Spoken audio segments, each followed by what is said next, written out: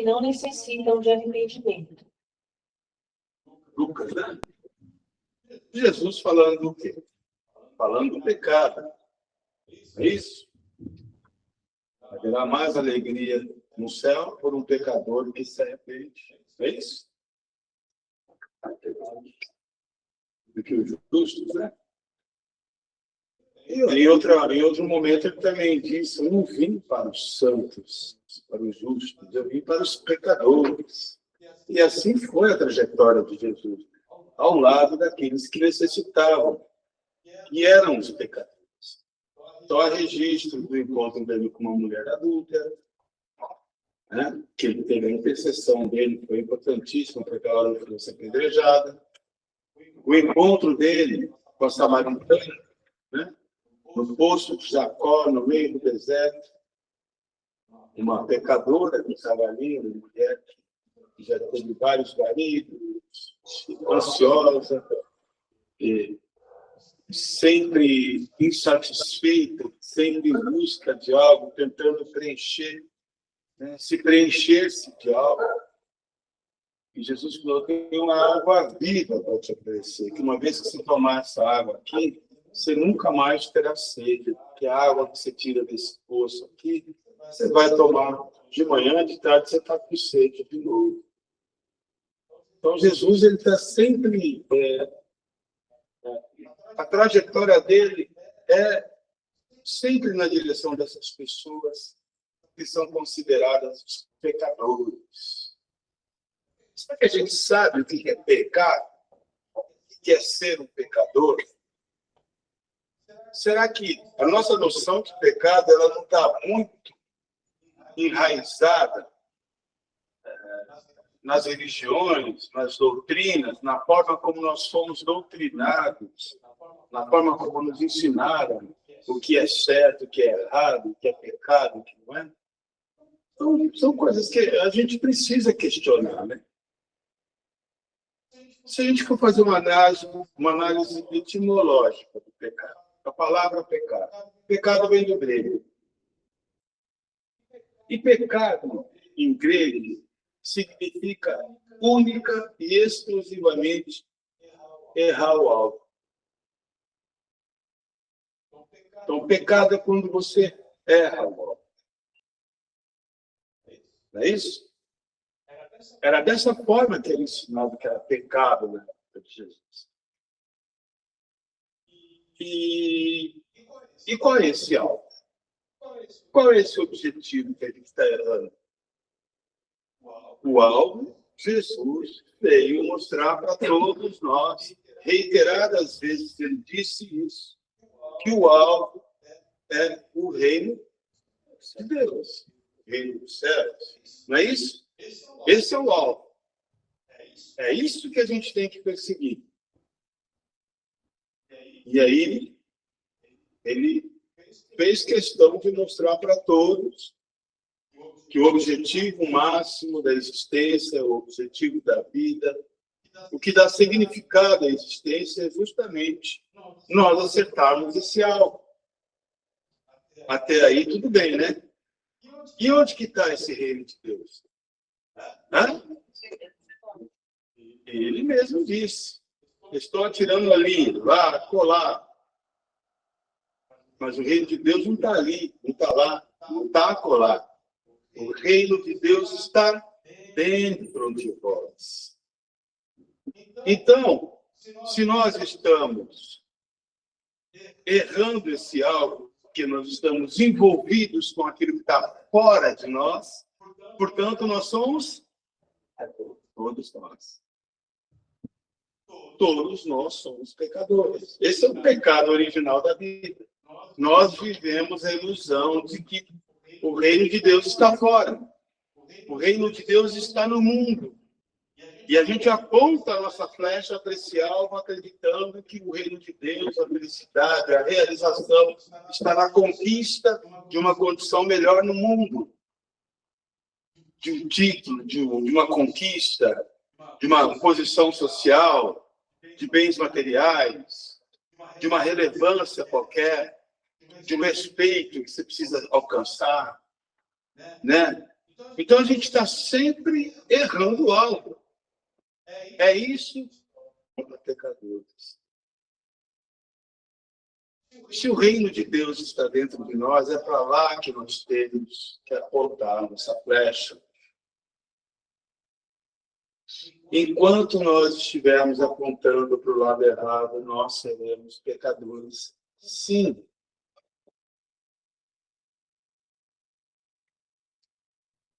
Se eu atiro num palmeirense e acerto um corintiano, eu estou no pecado. Porque eu errei o alvo. Agora, se eu atiro no palmeirense e acerto, está tudo certo. Entendeu? Não tem pecado aí. Entendeu? Gostou dessa analogia? Mas é mais ou menos isso. Então, o que a gente entende por pecado é a maneira como nós nos colocamos no mundo. A maneira como nós olhamos para esse mundo. E a maneira correta é olhar para si. É dentro da gente que está a solução, que está o Santo Graal, que está o reino de Deus, que está o velo de ouro dos argonautas na Grécia Antiga, que eles perseguiam. Todos esses mitos, essas buscas heróicas, todas fazem referência a uma coisa só, ao eu, o eu superior. Aquilo que deve ser conquistado, aquilo que deve ser buscado, aquilo que deve ser realizado. E Jesus, ele sintetizou essa ideia de maneira brilhante através dos ensinamentos dele. A todo instante, ele conclamou as pessoas a olharem para si. Quando ele vê aquela turba de pessoas com pedra na mão, não é isso? E coloca a pecadora aos pés dele. E aí, o que a gente faz? Se na lei está escrito que a gente tem que apedrejar. O que Jesus disse? Quem tiver sem pecado, que atire a primeira pedra, não é isso? Quando ele diz isso, o que ele provoca nas pessoas? Não é isso? Uma inflexão. Essa inflexão faz a pessoa olhar para si e investigar se ela tem ou não pecado. E nisso, nesse confronto consigo mesma, a primeira coisa que ela faz é soltar a pedra, recuar e desistir. Então, Jesus, de forma brilhante, o tempo todo estava conclamando as pessoas a olharem para si. Ele não fez nada diferente do que Buda fez, do que Cristo, do que Lao Tzu, do que tantos outros que vieram antes dele, Confúcio. Todas essas pessoas diziam a mesma coisa. Desse reencontro, dessa reconciliação que você precisa ter consigo mesmo. O problema é que a gente foge do nosso eu. O nosso eu, quando a gente olha para ele, é algo que não nos agrada. É algo que nos assusta. É algo com quem nós não queremos lidar. Então, nós negamos o que somos e vamos olhar para fora. Essas pessoas que buscam aprovação e aceitação o tempo todo, tá de pires na mão, se ajoelhando diante dos outros, querendo que as pessoas gostem dela, aceitem ela. Elas fazem isso por quê? Porque elas não se aceitam. Elas não gostam de si. Elas não se amam. Quando olham para dentro, é isso que elas encontram. Então, elas vão para fora. Vão procurar no outro. Elas transferem o poder de aceitação para o outro. Olha, eu não consigo me aceitar, mas você me aceita. Eu não consigo me amar, mas você me ama. Então, percebe o tamanho do processo esquizofrênico que a gente vive? A gente cria um falso eu do lado de fora para tentar realizar, porque a gente não aceita o nosso eu verdadeiro. Então, é tudo uma questão de você olhar para dentro de si, se perdoar, se compreender, se aceitar, não se julgar, olhar para si como alguém que está no processo de expansão, de aprendizagem, de crescimento, que vai errar, sim, porque errar faz parte do jogo. Só quem erra aprende. Quem não erra e acerta sempre, não está aprendendo nada, está só confirmando que ele já sabe, não há evolução. A evolução só acontece quando existe erro. Errar faz parte. O alvo está ali, você vai jogar dado 500 vezes até acertar o alvo. Vai chegar uma hora que já pegou a prática, você acerta, não é assim? Isso é uma referência do que acontece com a gente. A gente vai errar, porque faz parte, não adianta nós não continuarmos num processo antagônico consigo mesmo, ou seja, transformando o nosso próprio eu no nosso inimigo. Senão nós vamos ser eternamente o maior problema que a gente tem que resolver, que a gente tem que enfrentar, é o nosso próprio eu. Olha, gente, dentro de cada um de nós existe um juiz. É uma voz interior que já está apontando o dedo. Está vendo o que você fez? Está vendo isso? Está vendo aquilo? Você é isso, você é aquilo. Ele te julga. Essa voz é você mesmo. Isso não é o diabo, isso não é demônio, isso não é obsessor, isso é você. Porque você construiu esse personagem no passado, em outras vidas, ou mesmo durante a sua existência. Você passou, você foi formulando essa forma de pensamento, essa entidade que convive consigo, e ela está o tempo todo te apontando o dedo. Só que ela é uma ilusão, ela não existe. Quem dá vida a essa voz interior somos nós. Somos nós que convivemos com isso, somos nós que temos que lidar com isso, somos nós que temos que dissolver isso. Toda construção mental, ela é evanescente, impermanente, ela pode ser desconstruída. Tudo aquilo que a gente cria pode ser dissolvido. A única coisa que não muda é a nossa consciência. Isso é eterno. A nossa existência, isso é eterno. São condições do nosso ser. Isso é imutável. Isso é o divino em nós. Não dá para mudar isso. Seria muita presunção nossa querer mudar algo que é imutável. Mas o que você constrói na sua mente, que é nada mais, nada menos do que um campo vazio, onde você vai escrevendo o que é certo, o que é errado, o que pode, o que não pode, de acordo com a influência que você tem, com o aprendizado que você tem, com as experiências que você tem, você vai construindo lá um programa. E esse programa vai funcionando no automático. Diante de qualquer situação, já tem um comando pronto ali que vai te dar a resposta. Então, a gente vive escravo daquilo que acredita, daquilo que escreveu.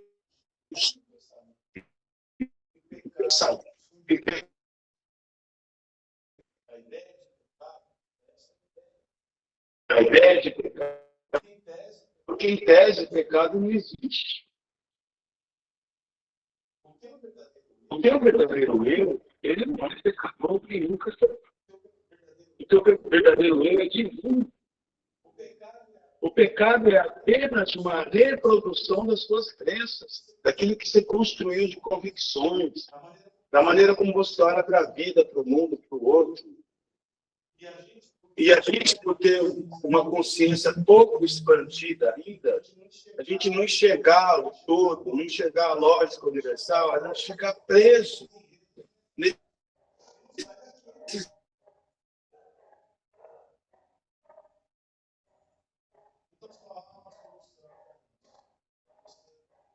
Então, responder quem de fato sou eu?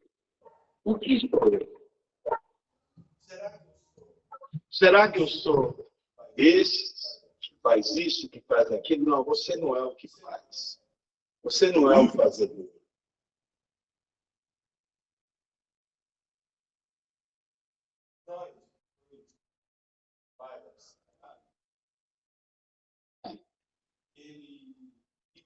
Ele identificou tudo isso na condição humana. Todos, ele chamava isso de complexo.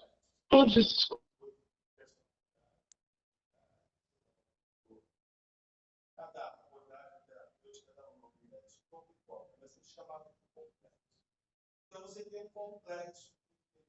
cada abordagem terapêutica dá um nome para isso. Você não é inferior. Tem um eu que acredita e te convence o tempo todo de que você é inferior e você acredita no que ele te diz. Você dá crédito a ele. Ah, você tem complexo de superioridade. Você não é superior coisa nenhuma. Mas tem uma voz interior, tem um complexo dentro de você, um personagem que você construiu que tenta te convencer o tempo todo que você é superior aos outros. Você tem um certo grau de nobreza e de importância. Você não é pecador, mas tem uma certa voz, um padre que você já foi, sei lá o quê, um coroinha, um monstro, o que mais? Algum bispo ali de uma encarnação passada que está ali o tempo todo. Olha, meu filho, isso é pecado, não faz isso, não faz aquilo. Então a gente vai construindo esses personagens e vai compreendendo com eles. Exílio, o pai, ele dizia no dos livros dele.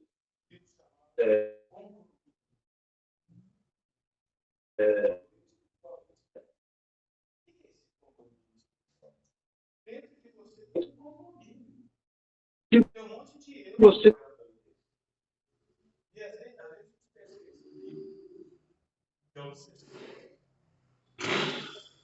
tem um condomínio. Tem um monte de erros morando aí. Um gosto. O que mais? Hã? Trabalho. Não é você. É você que está no pé do seu ouvido, falando com você o tempo todo. Ora, se você não bater na cruz e dizer aqui quem manda sou eu não acredito nisso.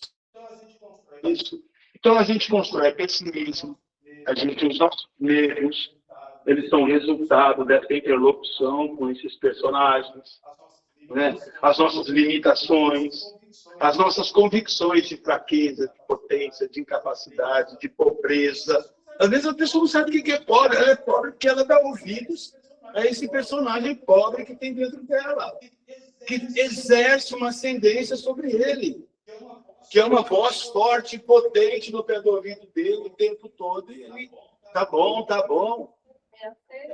E aceita. Então você tem que descobrir quem é. Olha, a gente tem um curta maravilhoso chamado Inside. Qualquer dia eu vou trazer ele aqui, vou colocar. Eu já passei nos cursos que eu dei aqui de psicometria, não sei se vocês se lembram, né?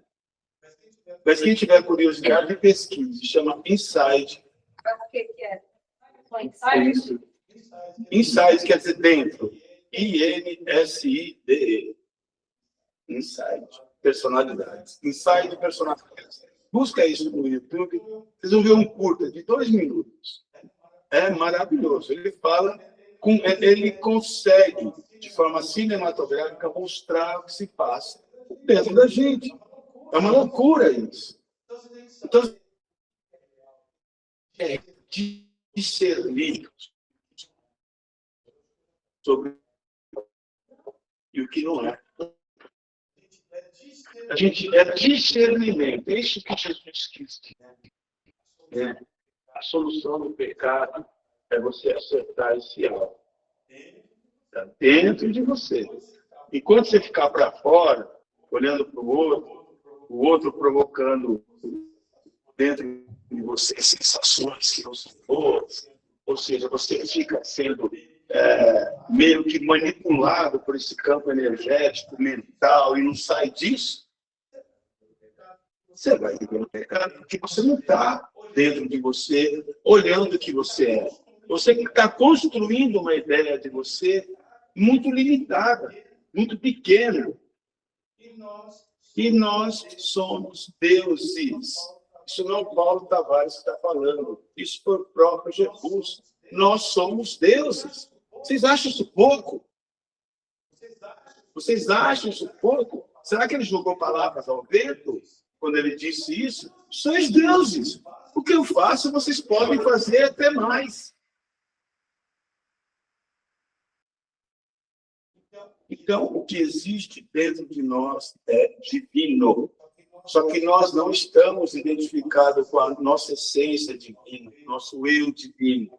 A gente está identificado com o eu ilusório, um eu que foi construído na base do medo, da ignorância, da cegueira. É um conjunto de crenças e convicções do que é certo, do que é errado, do que não serve para nada. Um poeta persa chamado Rumi, que eu recomendo, um grande filósofo e pensador, ele dizia, além desse campo, além do certo, das ideias de certo e errado, existe um campo. Além das ideias de certo e errado, existe um campo. Eu me encontrarei com você lá. Ele disse de forma poética o seguinte: enquanto a gente estiver preso nesse espaço de certo e de errado, não tem como. Só tem adversidade, antagonismo, luta, é um contra o outro, é você contra você mesmo, é você contra o mundo, é o outro contra você. Não existe a menor possibilidade de encontro quando a gente estiver preso nesse terreno, nesse espaço do certo e do errado. Só além desse campo, que é o campo da consciência, é que isso se dissolve. Não tem mais certo e errado. É o que é. É a realização do divino em nós. É a realização do real. Onde a gente não precisa alcançar, conquistar nada. Você vai alcançar e conquistar o quê, se você é divino? Se você já é divino, você vai melhorar o quê? Se você já é eterno, consciência pura, todo bem-aventurado, o que você vai conquistar? O que você pode melhorar naquilo que é divino? Percebe o tamanho do equívoco? Se você é divino, não há o que melhorar, nós não temos que melhorar, nós temos que nos livrar das ideias de certo e errado, das crenças. Nosso processo de transcendência, de crescimento, de evolução, passa pela renúncia, pelo desapego, por soltar, por desconstruir. É sempre perder, nunca ganhar. É o que te perde que vai te libertar. Só há libertação onde existe perda, destruição, renúncia. Por isso que Shiva é um Deus maravilhoso, tão ovacionado. Existe uma devoção muito grande para ele na Índia, porque eles compreendem que ele é o Deus da destruição. Que só destruindo é que você se liberta. Só destruindo o quê? Não é o outro mundo, não é nada. É destruindo as ideias equivocadas de que você é fraco, incapaz, potente, pequeno, pobre, limitado, pecador. As igrejas reforçam a ideia de que você é pecador. É isso? O próprio Espiritismo, com todo o respeito, que não é uma classe espírita, a gente respeita muito, mas o próprio Espiritismo vem da ideia de que o homem é um ser imperfeito. Como é que você vai gostar de algo imperfeito? Vocês gostam? Eu sou imperfeito. Como é que eu vou gostar de mim? Se eu parto do pressuposto de que eu sou imperfeito. Não vou gostar nunca. E quando que você vai ser perfeito? Olha, só Deus é perfeito. Tá, mas eu vou alcançar a perfeição? Vai, mas não é a perfeição absoluta, porque só Deus tem a perfeição absoluta. Tá? Se eu não vou ser perfeito igual Deus, eu vou ser sempre imperfeito, então? Óbvio que sim, nesse pensamento, sim. Sempre vai ter alguma coisa para alcançar. Então, quer dizer, não fecha essa conta. E Jesus não disse nada disso. Jesus já disse que vocês são os mesmos deuses que vocês estão procurando. Ele dizia, eu e o Pai somos um, gente. Pelo amor de Deus, não é dois. É uma coisa só. O homem e Deus é uma coisa só. Aliás, não é só o homem e Deus. Tudo e Deus é uma coisa só, porque Deus está em tudo. Deus está presente em todo o universo, em cada ser vivo, em cada átomo que vibra na matéria, em cada energia que existe nesse campo quântico. Energia é feita de conflito, você sabe disso. Então, Deus está presente. O símbolo do tal, que é aquela parte escura, né? Com um pontinho branco, aquela parte branca com um pontinho preto, não é isso? Não é? Separando ali o quê? Não está separando nada, está dizendo que aquilo é uma coisa só. Aquilo é o tal. O tal ele é feito de luz e sombra. Nós somos feitos de luz e sombra. A gente tem que se reconciliar com essa sombra, de parar de lutar contra ela, de olhar para ela, de compreender ela, de dissolver, de parar de nos relacionarmos com os nossos pontos fracos, sabe? Como juízes, dando ouvido para os juízes que existem dentro de nós, mas nos relacionarmos de forma amorosa, porque só o amor nos aproxima da nossa essência, do que nós somos. Certo? Vamos lá,